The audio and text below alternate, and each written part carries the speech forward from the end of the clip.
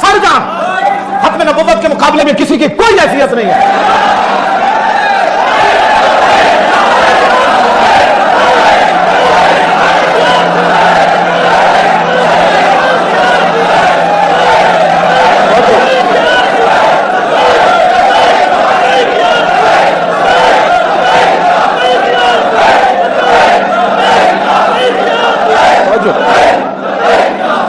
سیدنا صدیق اکبر فرمایا بدری ہو گئے یا غیر بدری ہو گئے، حضور دی ختم نبوت واسطے جاؤ، مدینہ لکا ہو جائے، صدیق نو ٹنگوں پکڑ کے درندے لے جان، جاؤ حضور دی ختم نبوت واسطے۔ نبی نے بھی چلے گئے، عشرہ مبشرہ بھی چلے گئے، تم کیا باتیں کرتے ہو؟ اقلیتوں کے یہ حقوق نہیں ہے، اقلیتوں کی بات کرتے ہو، اقلیتوں کا مسئلہ بالکل علیحدہ ہے اور حضور کی ختم نبوت کا مسئلہ بالکل جدا ہے۔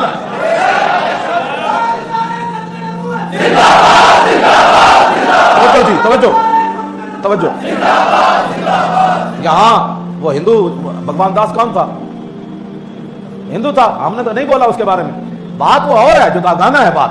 ہاں جناب ہندو بھی وزیر رہے تھے، بڑے بڑے عہدے بھی رہے، کبھی کوئی بولیا بات حضور کی ختم نبوت کی ہے، اس کو سمجھو، نہیں آتا تو پھر ہمیں بلاؤ، ہم تمہیں سمجھاتے ہیں۔ اقلیتوں کا مسئلہ بالکل جدا گانا ہے،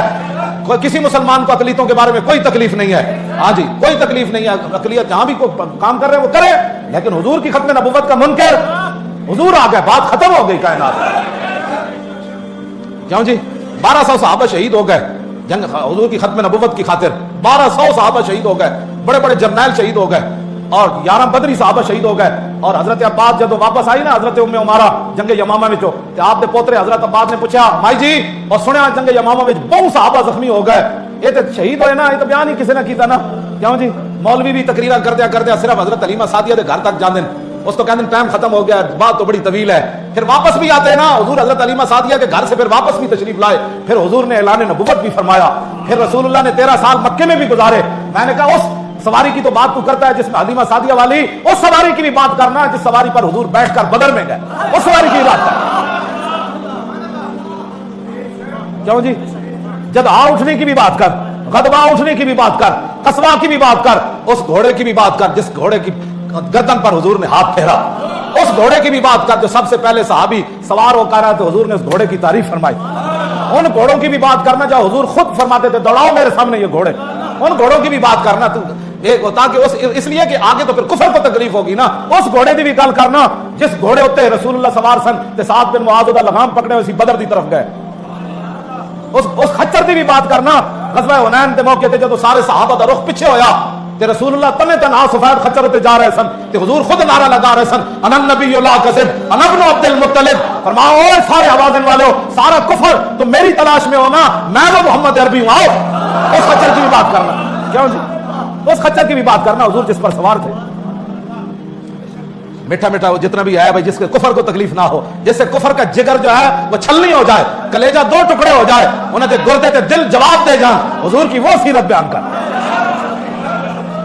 آسان نہ ہو تو کلیمی ہے کار بے بنیاد، رشی کے فاقوں سے ٹوٹا نہ برہمن کا دل اسلم۔ اقبال کہندا ہے انہیں گلا جادوگری نال کوئی تھوڑا ہوندا، اپنے آپ نو بدلو جلے ہو کس طرف جا رہے ہو، آن والی نسلاں کیویں تواڈیاں کرن گیاں، انہاں نسلاں نو اگر بچانا ہے، آن والی نسلاں نو ولولہ دینا ہے کہ اسی اسلام دے پیروکار ہاں، ہاں ساڈے دلاں وچ حضور دی محبت موجود ہے، ہاں ساری کائنات ادھر دی ادھر ہو جائے، ساری دنیا ہوا وچ اڑ جائے، ساری دنیا سونے دے محل بنا لوے تے ساڈی اکھ متاثر نہیں ہوئے گی۔ کیوں جی ساڈی اکھ متاثر نہیں ہوئے گی، اس واسطے کہ ہمارے دلوں میں حضور کی محبت موجود ہے۔ ہاں اگر اللہ نے کچھ دیا ہے نا تو دین کے بارے میں 1000 بار سوچا کرو، دین کے معاملہ میں کروڑ بار پہلے سوچا کر۔ ہاں حضور کی امت سب کچھ برداشت کر سکتی ہے، لیکن اپنے نبی کی عزت آبرو اور ختم نبوت کے بارے میں بال کا بھی کروڑواں حصہ کوئی کوتاہی برداشت نہیں کرتی۔ تاجدار ختم نبوت زندہ باد زندہ باد، تاجدار ختم نبوت زندہ باد زندہ باد، تاجدار ختم نبوت زندہ باد زندہ باد، تاجدار ختم نبوت زندہ باد زندہ باد، تاجدار ختم نبوت زندہ باد زندہ باد۔ پاکستان کا مطلب کیا؟ دستور ریاست کیا ہوگا؟